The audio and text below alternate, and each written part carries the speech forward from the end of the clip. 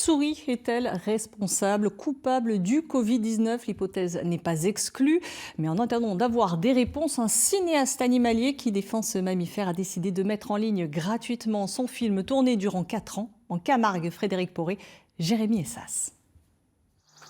Quand il est chez lui, dans le Luberon, le cinéaste Tanguy Stoclet reste plutôt discret.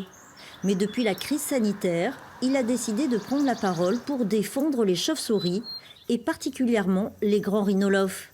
Un univers filmé en Camargue qu'il offre au grand public.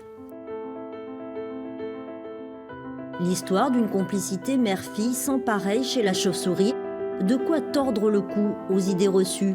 Quand je les ai vraiment observées, tout ce qu'on m'avait dit sur elles s'est effondré en fait. Et je me suis dit mais on m'a menti. Et du coup en fait, parce que j'ai la passion de l'image, et ben j'ai voulu aussi transmettre ma sensibilité par rapport à ces animaux-là. Et voilà, regarder ce qu'elles sont, c'est pas justement les vampires, c'est pas tout ça, c'est pas des bêtes assoiffées de sang, c'est des animaux incroyables, quoi. Incroyable, un adjectif qui vaut aussi pour leur métabolisme. Les chauves-souris vivent extrêmement longtemps par rapport à leur taille.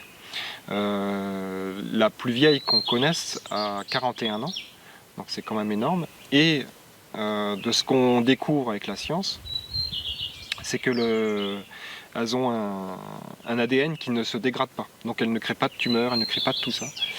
Et du coup, elles ne vieillissent pas non plus. Donc elles meurent de plein de choses, mais pas de vieillesse. Et ça a été découvert l'an dernier. Toutes ces découvertes pourraient être mises à mal depuis l'apparition du Covid-19.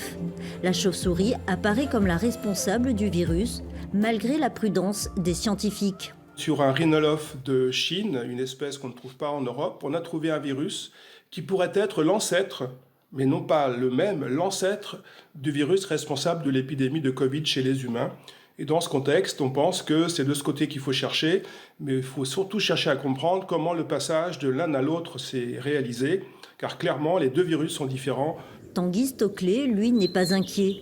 Son combat pour défendre les chauves-souris passe par la diffusion gratuite de son film sur Internet.